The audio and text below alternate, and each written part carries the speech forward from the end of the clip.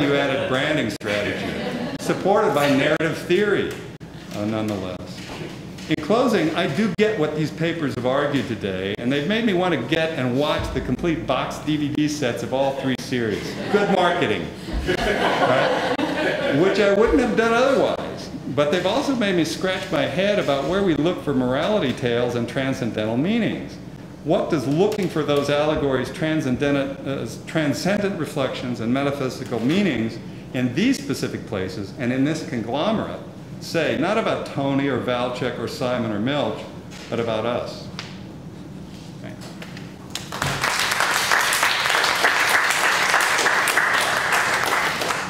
Does anybody want to respond to John before turning to the audience?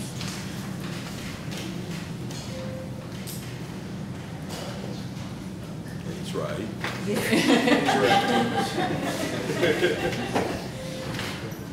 Okay. Heather, you want to say? Yeah, I would say two things. One is, I'm not sure I agree, or maybe I don't fully understand your idea that the spectator is omniscient to kind of the deities, allow the deities' point of view.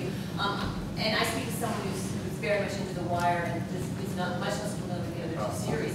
But I find it a series that is very challenging and in many ways disempowering to a viewer. Of course, empowering if we take a sort of more doughy sense and say, oh, well, I'm just a kid who watches a typical challenging show. You look at it that way, but it's hard to position yourself. It's hard to follow the plot lines. It's hard to feel like you have a handle on the series the first time through at all. And the other question I want to raise about the question of academics and highly educated people being very interested in these HBO shows is that HBO is a kind of uneven entity that does a lot of different things, and that can pay for things like Detweiler or very expensive series like Caldwell through running real sex late at night. It's basically Sheila Nevins is the kind of gasoline driving the engine of HBO to a large extent. Who will, do public service in financing something like When the Levees Broke, the Spike Lee documentary, but puts 90% of her resources into very, very cheaply produced half-hour shows about people who have sex with horses. Just very, designed to entertain and be sort of crude and do something really different than what the rest of HBO's brand identity is. I like very much what you just said. And that's really the kind of institutional analysis I'd like to bring to the table. Again, not to displace this, because they make believers out of me, right? But I do think that's part of the deal we make that we deny when we have our transcendent epiphanies and looking at great works, and the fact that that's left out. We're dealing with short 15-minute papers, and we have to be focused and all that. So I'm talking about bigger issues, but I like what you said, because it's kind of the feeling I get when I get sucked into these worlds and then begin to wonder what in the heck is going on in this room I'm in, and where I'm at, and who am I. And this came up in Craig's paper earlier about the white folk that watch,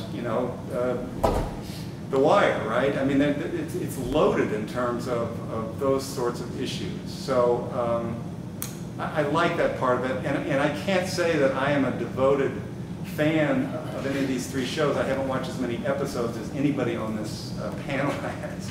And so this was a sense I was getting from this, and I do think by placing The Wire in this kind of this ethical category rather than this eschatological or ontological category where you move up to a more abstract level, you are dealing with the question about how we then should live. So I was making some generalization that probably don't hold entirely to all these shows, but there is a kind of continuum of concerns here. And the fact that you would feel more displaced by that makes absolute sense to me compared to Deadwood, where it is set in the past. It is a myth. It's mythological. It's got all the trappings, and we're willing to fall into it and approach it that way. So I get what you're saying, and I like your suggestion.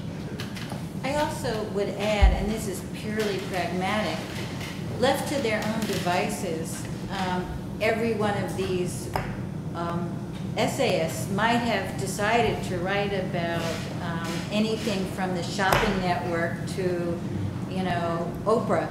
It was the editorial decision of the book at this point to focus narrowly on melodrama and dramatic television series. So it's also a constraint of the framing of the book that forces us, in a sense, to shows like HBO.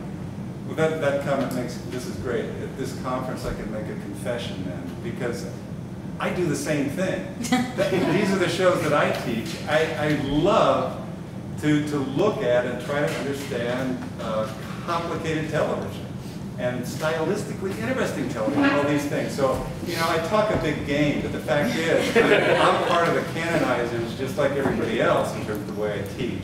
So in many ways, these questions are directed at myself, too. I don't teach TV now, but I'm going to teach these shows now based on these thoughts, right? But I should probably, try to figure TV out. So. Vince?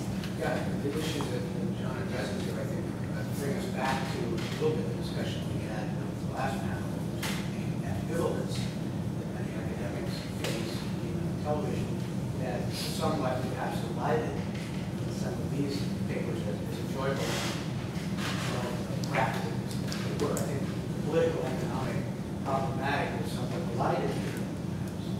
I think it's a good point to bring it up. Now, I have somewhat of a problem, perhaps, with at least one of the shows that I'm least familiar with, and that's Deadwood. Maybe you can correct me on this. But your interpretation of the narrative itself, I found perhaps a little hagiographic.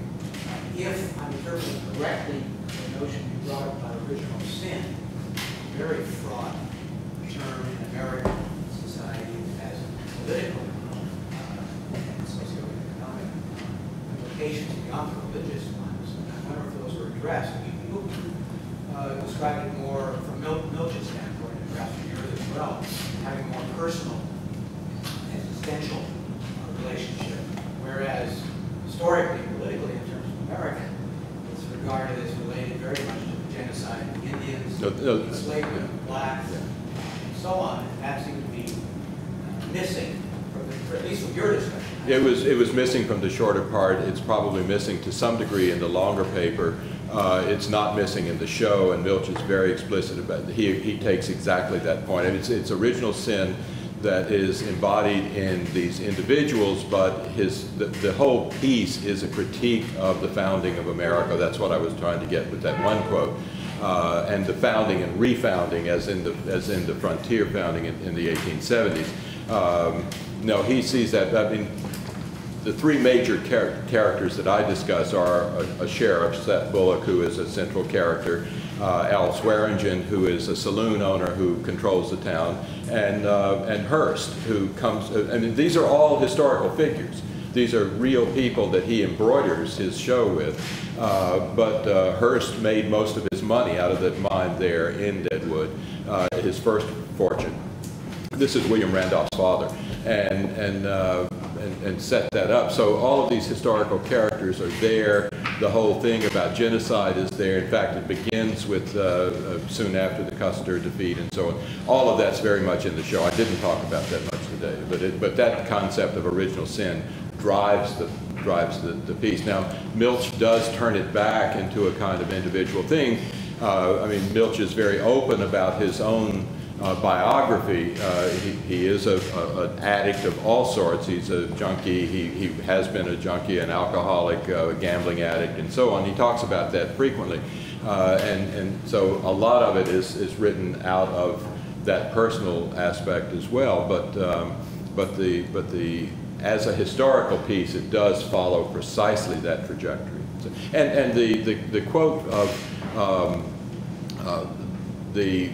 the collateral damage that comes from revenge is a quote from, oh gosh, it's all gone. But one of the major chief justices who was writing about the theory of the law and how the law develops. Yeah, both comment and question. The comment is, it seems to me, joined to John's comments, that there is, and this also tries to have us response that HBO's kind of aesthetic politics really is most evident, I think, in a very small subset of not just the original programming, but specific original programs. And it seems to me that Milch's programs in particular have this kind of impenetrable kind of